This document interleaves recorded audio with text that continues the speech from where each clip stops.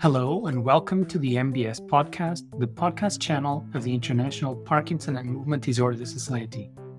I am Tiago Otay, professor at the University Medical Center Göttingen in Germany, and today I have the pleasure to interview Dr. Edwin Jabbari, a neurology resident at the National Hospital for Neurology and Neurosurgery, Queen Square, and a postdoctoral researcher in the Department of Clinical and Movement Neurosciences at UCL Queen Square Institute of Neurology.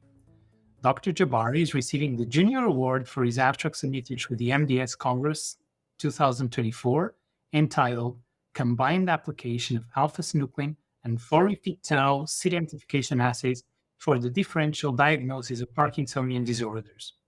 Hi, Edwin. Thank you so much for joining us on the MDS podcast. And of course, congratulations on the award you're receiving. Thank you very much. And thank you for the invite. It's a real pleasure to take part in this. It's great talking to you.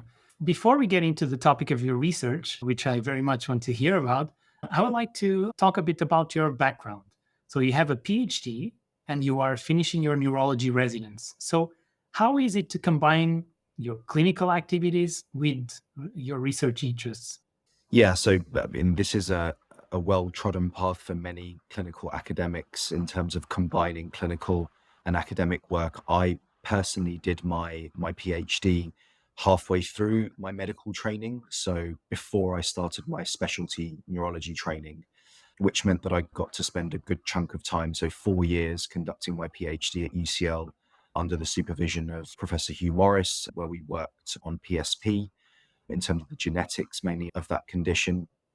But really the challenge comes afterwards, that as a postdoctoral researcher, combining that with residency training, how to remain relevant in your field and managing your time is a challenge. But I guess if it's something you're very passionate about, it's something that you eventually find ways to overcome those tricky stumbling blocks. And during your PhD, so it's good that you could focus on that. But unfortunately, that's not the situation in many other countries. People have to combine these two activities. So this is very challenging, right? Yes, yeah, completely. People have a wide range of experiences from this when I speak to others. And yeah, it's never easy, for sure. Yeah. Well, and now regarding your research, so the topic of your abstract, and we'll get into that, but it's focused on the use of C-identification assays for aiding diagnostic of these neurodegenerative diseases. So generally, do you think these assays are now robust enough to really do what they're supposed to do, which is to help us in diagnosing these diseases? So I guess there's a few layers to answering that question. So first of all, do I think that the assays are robust at detecting Lewy body pathology? Yes, I think they are. And I think that's been shown in many different alpha-synuclein assays, both commercial and research-based. And generally the concordance in results when you look across different alpha-synuclein assays is quite high. So yes, I think the assays are robust at detecting Lewy body pathology. In terms of whether I think these assays are ready to be applied to clinical practice at accurately diagnosing Parkinson's disease, I think that there are certain, as with any test, there are certain limitations that we have to consider. The impact of co-pathologies, the impact of incidental Lewy body pathology are both really important factors that will impact on our interpretation of results. And I think that there are a couple of potential solutions to these problems that have partly been born out of the research that I've done, where we could overcome these potential issues. So in summary, I think that these assays are great. I think they're going to be a very powerful tool. I don't think we're quite there yet in terms of applying it to clinical practice, but I definitely foresee that being used in the near future for sure. Yeah, so you mentioned some of the limitations, and of course there are some. One argument that I've heard is that, these assays are not good because they report on aggregation, and we don't even know if aggregation is relevant in the disease progress. So what do you think about this, and how can we look at this and still consider that they might be valuable tools? Well, you raise a really important question. What is the relevance of this aggregation, and is it impacting on the clinical profile of a patient? Is it impacting on the rate of disease progression? Which brings up another question of whether these assays may have prognostic benefits as well as diagnostic. And actually, through our own work, we've begun to look at this. And other groups have also reported that some of the kinetic measures value in either predicting or tracking clinical disease progression, which I guess adds a layer of evidence that actually aggregation is important. It is relevant to the progression of these conditions. So yes, I think it is very important. Mhm. Yeah, and also the way I look at this is also that even if we cannot say for sure whether aggregation is relevant or not, that's also beyond the point of the assay, because the assay is trying to measure something that we can associate with disease. And so as long as that's the case, then I think it's fine, because we are not looking for a mechanism, we're looking for a readout. And so in that sense, I think this is looking like a promising tool, like you said. I mean, there's limitations. So now let's really talk about your abstract. What was the reason for your award? So can you briefly describe to us what is the work that you will be presenting at the Congress? Yeah, sure. So I guess a good place to start is the background to the work and what the aim of the project was. So as we all know, one of the main differential diagnoses for patients with suspected Parkinson's disease are the atypical Parkinsonian syndromes. And one of the most common atypical Parkinsonian syndromes is PSP, progressive supranuclear palsy. And pathologically, PSP and Parkinson's disease are two very distinct conditions. Obviously, Parkinson's disease being characterized by neuronal Lewy body disease and PSP being a 4-repeat tauopathy. But we know from clinical practice that actually clinically, it's a very different story. There's a great deal of clinical overlap between the two conditions, especially in the early stages of symptomatic disease. So that there is an unmet need to have an objective diagnostic biomarker that can tease apart these two conditions. And that is something that is lacking. And the consequence of it lacking is that there are rates of misdiagnosis and also delays in diagnosis. So we know from various cohort studies of patients with clinically diagnosed Parkinson's that if you follow these patients up, they fulfill clinical diagnostic criteria for Parkinson's, but you follow them up over time, and around 10% of them will have a revision in their diagnosis.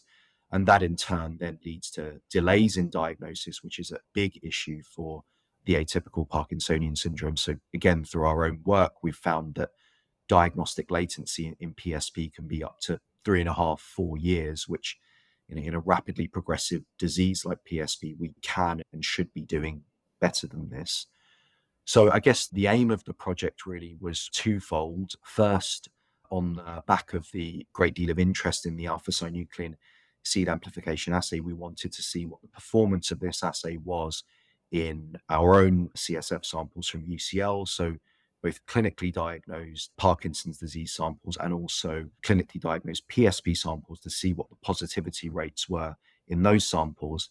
And then the second aim was the development and an application of a 4-repeat tau seed amplification assay to see whether the combined application of both synuclein and a tau assay can enhance diagnostic accuracy for patients presenting with a Parkinsonian syndrome. So that's the background. In terms of the samples that we had through collaboration with Professor Tom Fultony from UCL, we had access to CSF samples from Parkinson's disease patients. These were patients that are enrolled in the ongoing exenatide PD3 trial. So this is a trial of a GLP-1 agonistic exenatide as a potential disease-modifying therapy. And through collaboration with Professor Hugh Morris, we had access to CSF samples from clinically diagnosed PSP patients and healthy controls, age-matched healthy controls, through the Prospect UK study. This is a UK-wide longitudinal study of atypical Parkinsonian syndromes. And the project itself was funded by the UK PSP Association, which enabled me to travel to the NIH Rocky Mountain Laboratories. So this is a team led by Dr. Byron Coe and colleagues, in particular, Dr. Christina Oru and Dr. Efrosini Artikis, who I worked with on this project. And the first port of call was to apply the alpha-synuclein assay to our CSF samples from those 3 different groups. And what we found was, through the application of that assay in PSP samples, we found that 8 out of 52, so around 15% of the PSP samples were alpha-synuclein positive. And then unsurprisingly, in the Parkinson's cohorts, we found that 63 out of 66 of the PD samples were alpha-synuclein positive, so around 95% of them, which is in line with other studies that have looked at the positivity rates in PD cohorts. And just to complete the picture, that the 9 healthy controls that we tested, they were all alpha-synuclein negative. So then we went one step further, and in contrast to previous studies that have looked at this and taken a binary classification approach by saying whether a sample is positive or negative, we wanted to drill down into the kinetics to see if there were distinct patterns that would emerge from this. And we found that pretty much most of the positive PSP samples for alpha-synuclein had very low and slow kinetics. So what I mean by low and slow kinetics is the low part is that the maximum thioflavin T fluorescence signal was much lower compared to unequivocally positive samples. And then the slow aspect is that the lag time, the time to threshold was much longer. And if you took a plot of the bottom quartile of all of the positive samples for the max THT and the lag time, you found that there was this subgroup of samples that fell into that low and slow category. And these were most of the PSP samples. But interestingly, also a subset of the Parkinson's samples fell into that low and slow category. Now, the interpretation of this is quite wide-ranging. So in the PSP samples, what does it mean to be alpha-synuclein positive with these low and slow kinetics? We suspect that this actually relates to Lewy body co-pathology. And actually, our positivity rate of 15% pretty much mirrors what you find at postmortem in PSP. So we know that around 10 to 20% of PSP cases that come to postmortem have low Braak stage Lewy body pathology that's restricted to the brainstem. And in fact, some of our clinically diagnosed PSP cases had come to postmortem, which confirmed they definitely did have PSP, but also the alpha-synuclein positive cases did have Lewy body co-pathology at postmortem. So we think that's a pretty robust finding. Now, in contrast, in the clinically diagnosed Parkinson's disease cases that were either alpha-synuclein negative or alpha-synuclein positive, but with low and slow kinetics, what does that mean? I think that there are a range of possibilities here. So first of all, I think that the chance of misdiagnosis here is higher. And this is misdiagnosis for either non-neurodegenerative causes of Parkinsonian signs like essential tremor or dystonic tremor, but also the possibility of misdiagnosis for one of the atypical Parkinsonian syndromes, i.e. MSA or PSP, or even actually potentially one of the monogenic forms of Parkinson's disease, in particular LRRK2 PD, where we know from the PPMI study, the large-scale PPMI study, that up to a third of LRRK2 PD patients are alpha-synuclein positive. So a range of possibilities here. And really the way to look into these various hypotheses are longitudinal follow-up of patients up to postmortem, the application of genetics to genetically characterize cases, and also to test a 4-repeat tau assay alongside the alpha-synuclein assay. So that then prompted the final part of the project, which was the development of this 4-repeat tau SAA. So what we did here was Dr. Coe's lab at the Rocky Mountain Laboratories have been working on this for quite a few years. And my involvement really was in the optimization of the assay to enhance its performance when applied to brain tissue, but also to get it working when applied to ante-mortem CSF, which is obviously the aim of the game. That's what we want to achieve here. But the starting point was brain tissue. So first of all, PSP being a 4-repeat tauopathy, we wanted to make sure that when we applied this assay to other tauopathies, that we wouldn't be getting a signal that we don't want to see. So we applied it to brain tissue from Alzheimer's patients being a mixed 3 and 4-repeat tauopathy, and also Pick's disease being a pure 3-repeat tauopathy. And in both those experiments, we found a completely flat line, no signal at all. Oh. Then we applied it to 6 PSP brain tissue samples from Queen Square Brain Bank. And we found that in all 6 samples, we had very clear signal, clear positives in all 4 replicates of those experiments. And then finally, we applied it to 6 healthy control, so neurologically normal controls that had donated their brains to Queen Square Brain Bank. And in those, we found that 5 of the samples were completely negative, flat lines. And in one of the samples, we found that actually the 4-repeat tau assay was positive. And this concerned us initially. We wondered whether this was a problem with the performance of the assay. But actually, we went back and asked our neuropathologist to look at that brain in more detail. And lo and behold, what she found was incidental 4-repeat tau pathology, which again brings up this potential stumbling block that we need to be mindful of incidental pathology. But for all intents and purposes, it appears that this 4-repeat tau seed amplification assay is working. It's picking up even low-level incidental pathology. And the next steps are optimizing it for the use in ante-mortem CSF. Well, this sounds very, very interesting. And to have now the ability to look at these 2 types of pathology to help improve the diagnosis, I mean, this is fantastic. I'll be really looking forward to seeing the data and talking to you at the Congress. So what are the next steps for your work? Do you have anything planned that you want to do right away to follow up on this?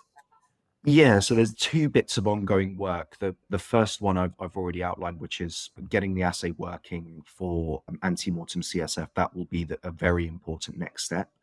So that work is ongoing, and we're hoping to be able to report on our data in the coming weeks and next couple of months. The other area that there's ongoing work in that I'm very interested in, as we touched on earlier, was whether these assays can be used for prognostic purposes as well. So one thing we've looked at in the Parkinson's disease samples is whether the baseline kinetic measures, so the maximum THT signal, the lag time, and the AUC, whether these measures can correlate with clinical disease severity. And we've done this by correlating those measures with the MDS UPDRS Part 3 scores and also the MOCA scores as a marker of cognitive severity. And actually what we've found is that the kinetic measures do correlate very nicely with the MOCA scores. And what we suspect is that represents how the kinetic measures are reflective of seeding capacity. So the higher your kinetic measures, the higher the seeding capacity, and therefore the more likely you are to see cortical spread of Lewy body pathology, which then leads to cognitive impairment and lower MOCA scores. So again, the ongoing work in this respect is looking at this longitudinally. So can the baseline measures predict a longitudinal decline in motor scores and cognitive scores? And that's something that we hope to report on in the coming weeks. That sounds very interesting. Well, so maybe now just to end, I would like to ask you for a final word to other junior colleagues that are trying to do what you've been doing, combining your clinical practice with research. Can you give them a word of encouragement so that they don't give up and they continue these 2 important activities together? Yeah, absolutely. I'd love to. I think I really love what I do. And yes, it's definitely difficult combining clinical work and academic work. But my advice to more junior colleagues would be stick with it, find something that you're really passionate about. And I think the other thing is, which I think is really important, is to have a good clinical grounding. So see loads of patients, get familiar with the natural history of the conditions that you're researching, because by doing that, the research questions will come up just naturally from studying these patients in great detail. That is the basis of all of the research that we do, coming up with questions that ultimately, by answering them, we can help patients. So that would be one bit of advice. And then the last bit of advice, I guess, would be to have good people around you. So mentors, clinical mentors, academic mentors, both senior and junior. I found that to be particularly beneficial to me. So yeah, I think that's a really important aspect of navigating the challenges of a clinical academic career. Wonderful. Edwin, it was really a great pleasure talking to you, learning about your exciting work. So thank you so much for taking the time and talking to us for the MDS podcast. Thank you for having me. We've just interviewed Dr. Jabbari on his Junior Award at the MDS Congress in Philadelphia. So thank you all for listening, and join us in our upcoming podcasts. The views and opinions expressed by the participants in this podcast do not necessarily reflect those of the International Parkinson and Movement Disorders Society or their affiliated journals, Movement Disorders and Movement Disorders Clinical Practice. Any disclosures of the participants can be found within the episode description located on the MDS website.